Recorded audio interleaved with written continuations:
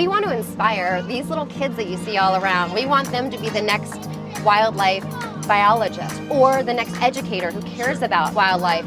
And that's, I think, what we want people to walk away with, is having a healthy respect and excitement about wildlife.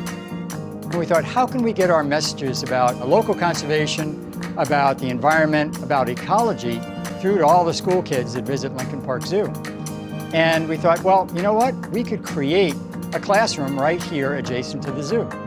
There's numerous studies that kids are just being disconnected from nature. And we think the zoo is a really great place where people can get that connection. They can see animals up close, and we want them to learn something while they're here.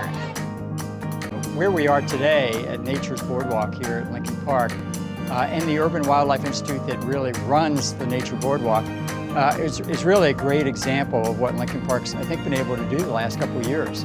We've grown our conservation and science department here from literally 2 people in the late 80s to over 40 people. And you know, they're out there in the community, not just saving animals in Africa or South America or Asia, but you know, we feel conservation right within the city of Chicago is hugely important as well.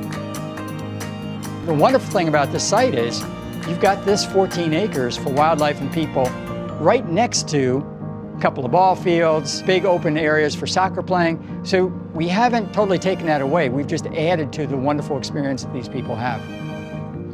There's a lot of challenges and a lot of opportunities. I mean, Chicago, as the 3rd largest city in the US, represents probably about the best laboratory we could find. We're talking about an area that has huge population density, massive amounts of traffic, but also surprisingly high levels of biodiversity. More humans in cities, more wildlife in those cities, you're bound to increase the level of conflict between humans and wildlife in cities. And there are a lot of examples of that, like animals getting hit by cars, diseases that are transmitted between people and animals attacking pets. And right now, we don't really have the basic science we need to understand why is it that these animals will go after a pet? What is it about this landscape that they perceive as habitat? What is it that makes them come into these conflicts? And that's part of what we're trying to do.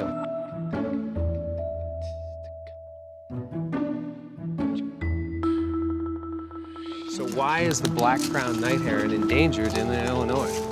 Well, I think like a lot of species, there's been a lot of habitat loss, and these birds often like to be in areas around water. They fish. So a lot of those wetlands type habitats have been decreasing, right. And this is a very general problem with human development as it increases all over the world. I think the work that we're doing is increasingly important as urbanization increases and there is less wild space, but there are increased opportunities such as the Nature Boardwalk for animals to coexist peacefully with the people. And I think if those conflicts between wildlife and humans can be avoided, actually people can really benefit from interacting with wildlife. We're releasing smooth green snakes into restored tallgrass prairie and oak savanna habitat. And we're using 2 different methods, soft release enclosures and hard release. So this is one of our soft release enclosures that we built last summer. And we just basically quartered off a section of habitat where we were finding adult smooth green snakes and decided that if wild populations were using this site, it would be a good quality habitat. Soft release enclosures allow the snakes an opportunity to acclimate to the environment, and it also limits the amount that they'll wander after they're fully released into the environment. Hard released animals just get put back directly into the habitat, and so they might wander around quite a bit more. If they wander, then you will have more trouble reestablishing a population in a reintroduction site.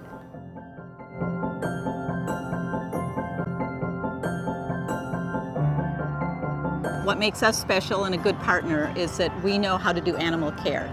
And we have a great animal care staff. So part of this program with the smooth green snakes and with other programs like them is that we can bring the animals to the zoo, care for them, get them to lay eggs, give birth to babies. We end up taking care of them, growing them up so that they're at a size that we can put them back in the wild and they'll be better able to survive. And so it's like coming to a spa and staying for a little while before you go back out into the rough world.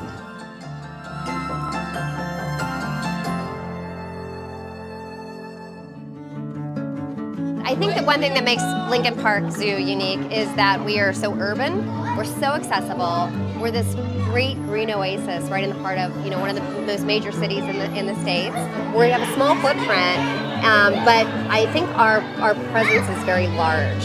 We do a lot of work outside of the zoo. We're very committed to our mission of education and conservation. We have a third of our staff are scientists within our conservation and science branch. So a lot of the stuff the zoo's doing is behind the scenes. It's in the wilds of Congo and Tanzania and Serengeti and out here in Chicago. Illinois is known as the prairie state, but we actually have less than 1% of our native pre-settlement prairie acreage remaining today. Most of the prairie has been destroyed for agriculture and for urbanization, and so habitat restoration is necessary in order to preserve all of the species that depend on grassland environments. So we have a great opportunity not just to do the work on urban wildlife, but also to share that through our education programs to the 7+ million people in Chicago and all the people that visit Lincoln Park Zoo from all over the country.